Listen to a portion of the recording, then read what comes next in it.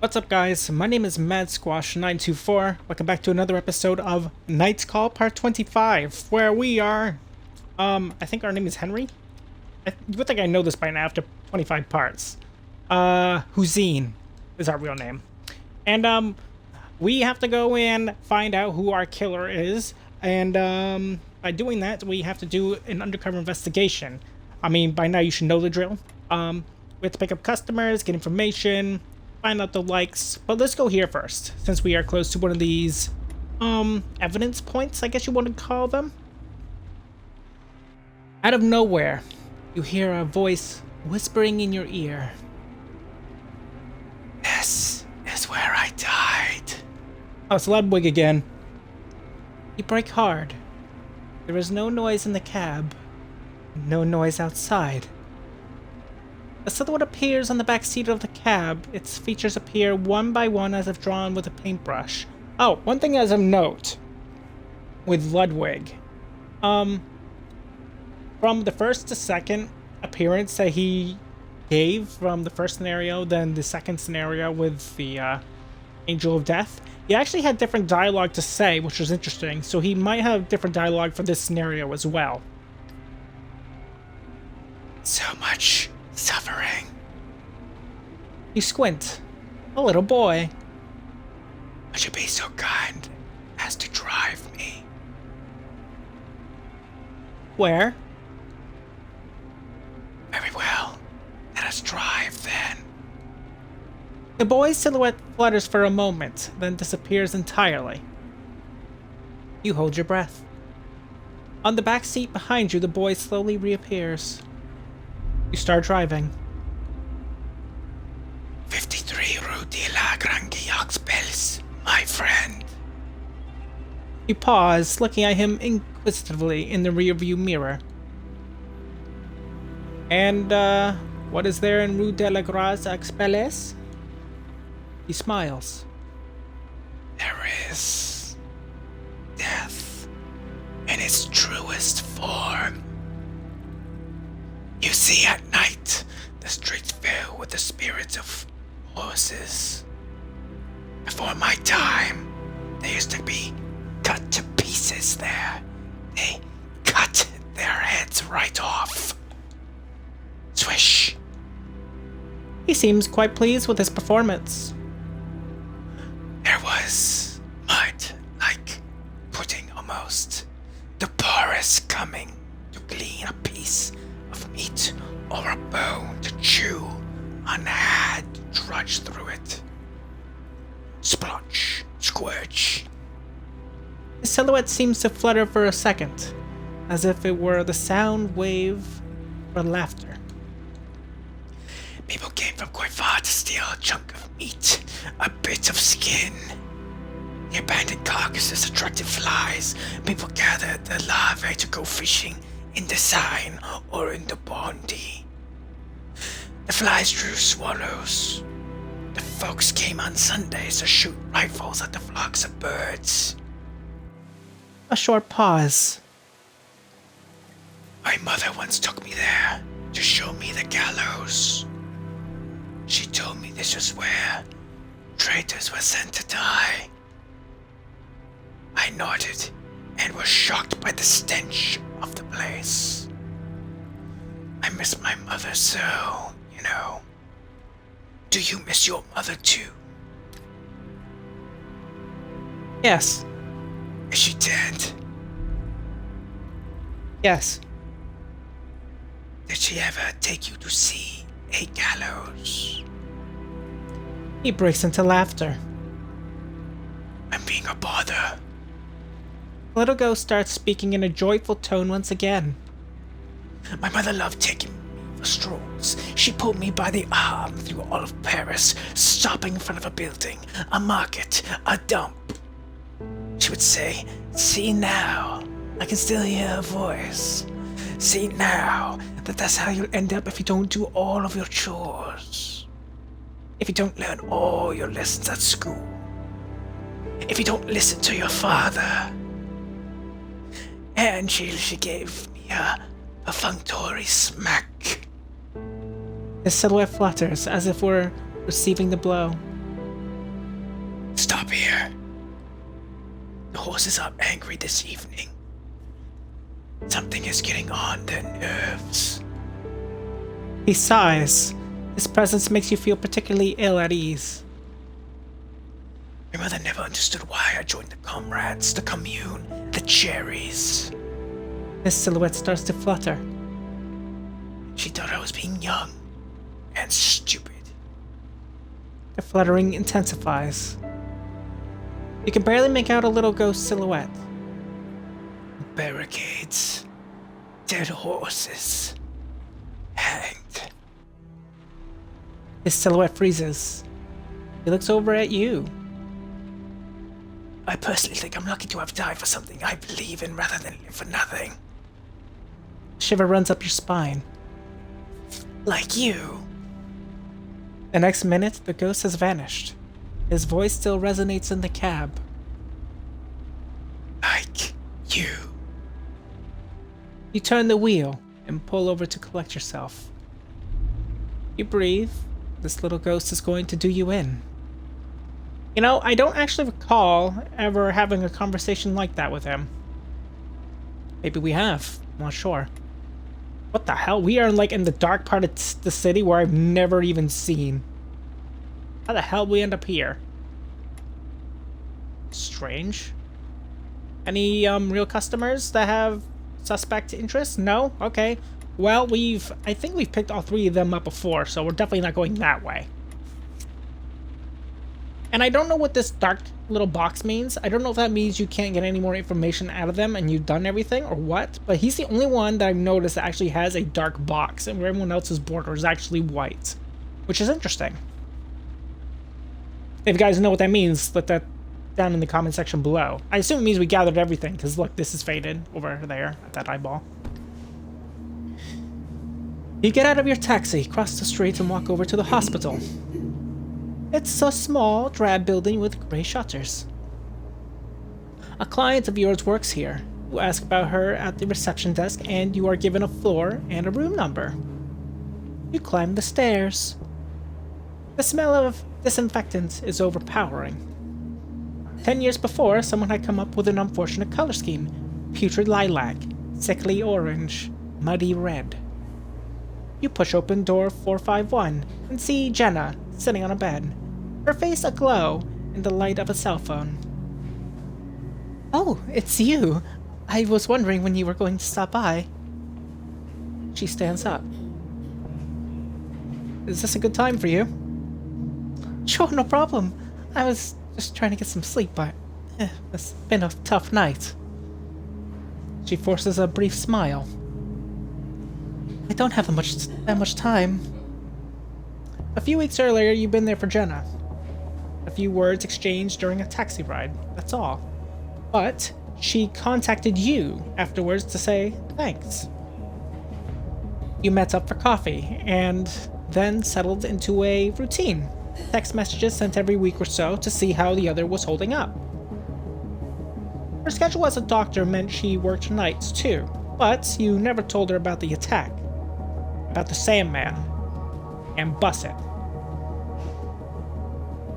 So you want to know about Penchloronium? You nod yes, and follow her down the hallway to a small medical dispensary. You can hear the gurgle of a coffee maker. Coffee? Sure. Thanks. She pours some coffee into a flimsy paper cup, the smell momentarily blotting out the disturbing stench of the hospital. She pours some coffee into an old cracked mug and leans up against a medicine cabinet. How have you been? Can't complain. Things can always be worse, at any rate. You can sense her impatience. She switches her mug to her other hand, as if to demonstrate her composure. But first I need to know if is it related to the Sandman? She goes on before you can answer. You know I'm not an idiot, right? I know how to connect the dots.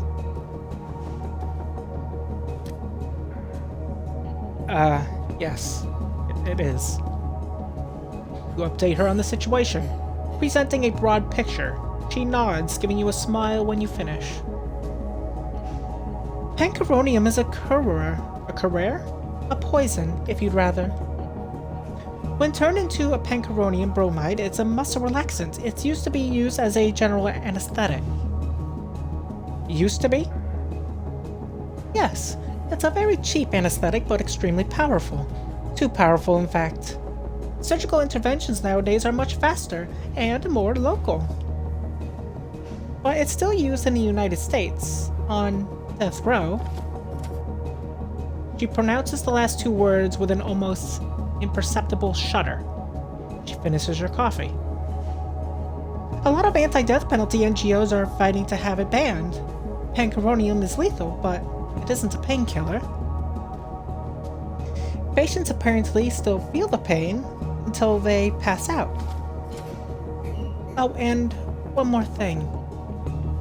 She seems uncomfortable. There was a break-in a few months ago. Some pancuronium was stolen. It's not the kind of thing that usually goes missing. It was the same night the building caught fire. The hospital was swamped. Most of the victims were sent here. Any way to find out the names of the victims? She gapes at you, dumbfounded, amazed you would even ask. That's impossible. It's confidential. Yeah, of course. Of course it is. Yeah. Yeah, I'm sorry. Thank you, though. Tonight, it was my turn. No problem. You take a last gulp of coffee to hide your disappointment. The coffee is actually quite good here, isn't it? She breaks into a broad grin. You're touched. There's something about her youth, about the light in her eyes. You smile back. Yes, it definitely is. A few minutes later, you're back in your cab. Luckily, the smell of the hospital has vanished, cancelled out by the cold. You turn the key in the ignition. Jenna's parting words echo through your brain to the hum of the engine. Be careful. Don't forget, you're not a cop. You're relieved you told her the truth. Relieved, and glad you shared it with her. You drive away. Good, well, we got some more information, which is very good for us. I do not see any suspects. Okay. I don't recognize this individual. We'll pick you up. Yeah, his border's blotted out dark as well. So yeah, I assume it's just like these, where there's no more information to be gathered. This guy's name is Kader Bourgois, right? I think so. Has all the frickin' vowels in his name. You pull up to the sidewalk to pick up the passenger who ordered a cab. You can just make him out, surrounded by 5 or 6 cops. An all too familiar scene. Every so often, the low, ominous tones of an officer's voice makes it to your ear. The circle of cops breaks up. You see your passenger. He heads over to the cab and gets in. He slams the door and lets rip.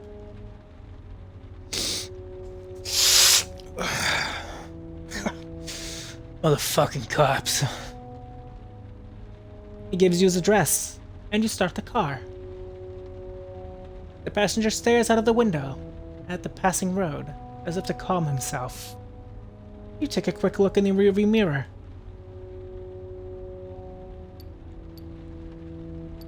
Everything alright? Yeah, sure. They're afraid to lay a finger on us nowadays. Don't wanna get blown up. An ironic half smile appears on his face and immediately disappears. You know a bad joke when he hears one. What a fucking pain in the ass. Can't go out without getting screwed by each and every one of those sons of bitches. If you're not wearing a damn beret, if you happen to be wearing sweatpants, then yeah, right, you're a fucking hood. He smirks wryly, then raises his voice in an octave. Your papers, please. He sighs, his voice back to normal. Yeah, sure. Shove your aunt's cock up your friggin' ass, buddy. It's always the same old thing, isn't it? Passenger looks at you and lets out a bitter laugh. Yeah, you can say that again. Even the Arabs treat us like shit when we're wearing a uniform.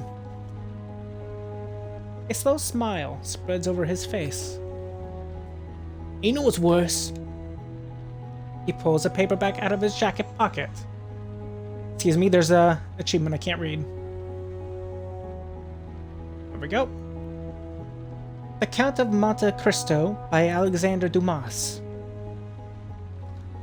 They wouldn't believe it was my book. He returns it in his pocket right away. For a second, you wonder if you had imagined it.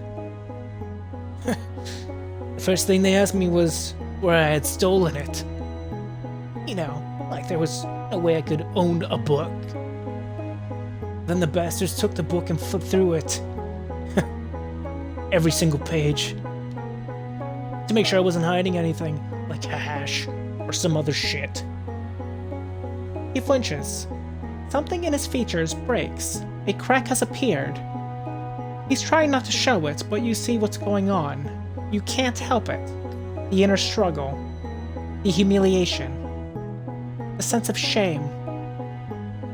It's just a book. Do you like it? He looks up. Yeah, it's, well, it's kind of like, you know, revenge story. Like all the Hollywood movies we download so we don't have to pay for a ticket. Except that it takes place 200 years ago. And yeah, it's good. It really sucks when what happens to the hero guy too. And he spends the whole book planning his revenge and shit, big time. The guy's pretty messed up. He catches your eye in the rearview mirror. He realizes he's not all worked up anymore. It's my, girlfriend who gave it to me. She likes Dumas? Yeah, I think so. She's into all that historical stuff. To me, it was a real drag at first, but with... He lets out a sigh.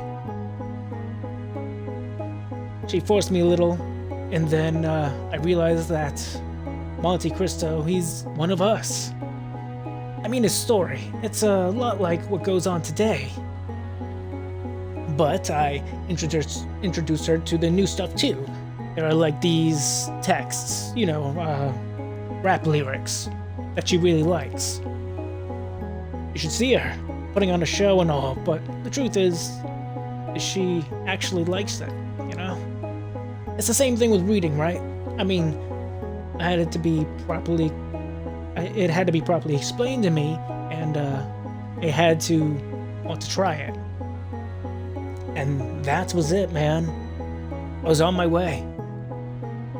He looks down. But it's pretty crazy even so. I'm actually reading a book. I still can't believe it. The book and my girlfriend. His eyes sparkle. Some chicks really change your life, don't they? You nod your head slowly. You pull up at the address given by your fare. He lets out a sigh. You know, man, I don't know why the hell I just told you all that. No worries. It must be a real bummer. All these guys telling you their life stories. The passenger passes you the money for the ride. I have to go. I punch in early tomorrow. He pauses, eyeing the time on the radio's LCD display. Or later on, I should say. A moment later, he vanishes into the night. Nice. Good payout. Good story. Hey, we're next to another viewpoint right here. Is there another suspect, though? No, there is not. Okay. Let's go here.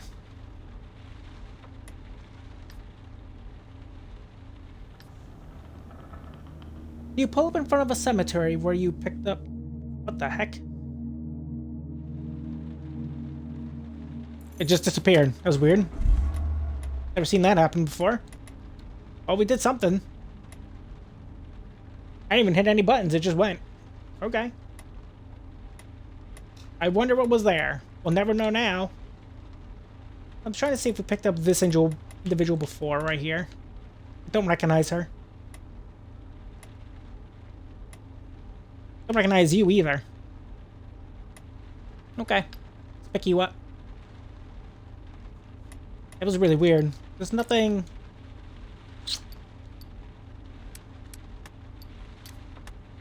Huh. Weird. Okay. The passenger gets into the cab and gives you her address. Her voice is muted. Far away. You start up the cab. She appears rather meek, subdued, like she's about to fade away. You look up at her. She returns your gaze, but she's not there. It's as if you weren't looking at an actual person, but at a silhouette instead, in the shapes of a human being. Would you like to listen to some music? Music? She pauses. I don't know, if you'd want. She breaks off again. What kind of music do you have? Whatever's on the radio. I never listen to the radio. I don't really know what's any good. Maybe. She seems to be weighing her options.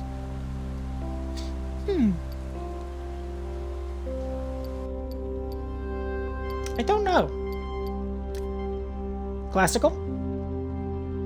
The young woman pauses uncertainly, and then... Fine. I rarely listen to classical. You press the radio search button to find a classical station.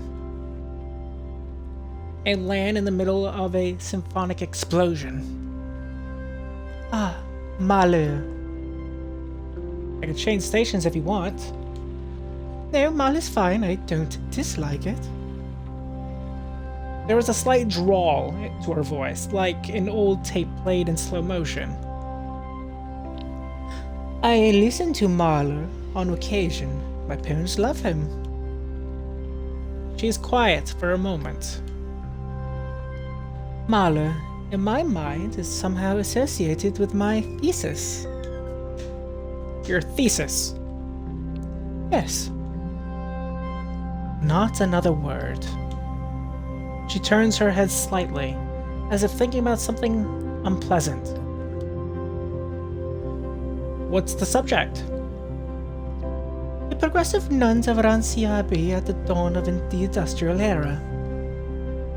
The air in the cab seems icy. Sounds very specific. Extremely. Too much so, no doubt. My field of research is terribly limited and... how should I put it? She sighs. It's deadly boring.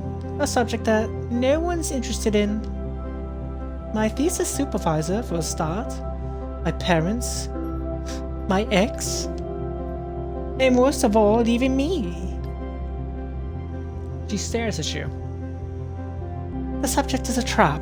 It's never been explored, and it informs our perception of women in the 18th century. But no one is interested in it. That's how it goes. Okay? Used to my thesis, to the subject. Doctoral theses are rarely interesting, you know. But mine, I think I've hit rock bottom. It's a useful subject, isn't it? Her eyes widen. No, definitely not. I still wonder how I ever believed it wouldn't be such a colossal bore. She hesitantly lifts a hand. But I'm the one who chose my thesis. Me and no one else. To be honest, it will no doubt be the only thing that remains of me when I die. What if you tried something new? Something new? Like what? I have no practical skills whatsoever. Do you know how to drive? She stares at you. As a matter of fact, yes, I do. And you could drive a cab. A brief pause. I see what you're hinting at, but I don't think I'd be able to do it. I'm sure your job requires more than driving skills. I'm not very good with people.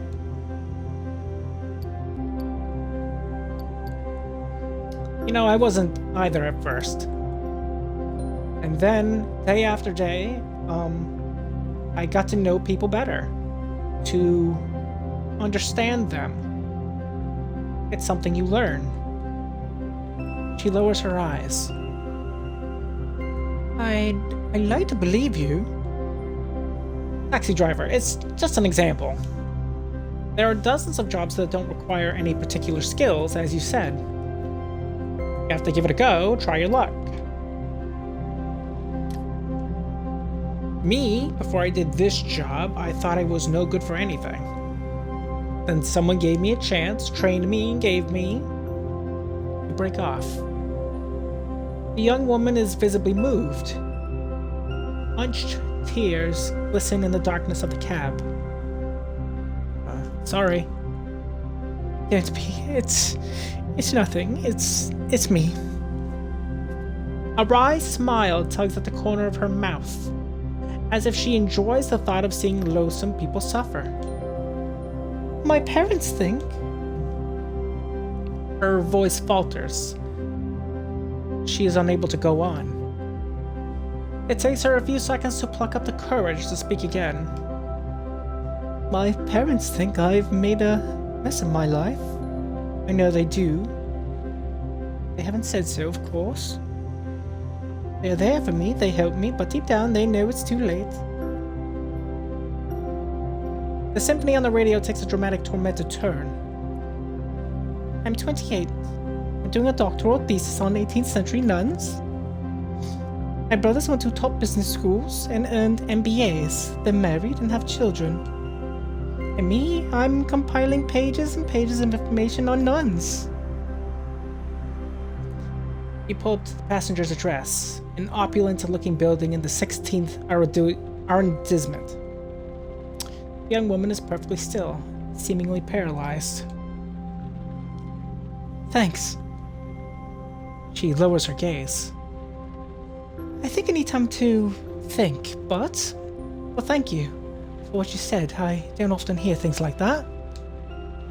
Thank you. She hands you the fare and then exits the cab without a word. A moment later, she's walking away, heading towards her building. You sit there for a moment longer, and then start up the cab. That's really sad.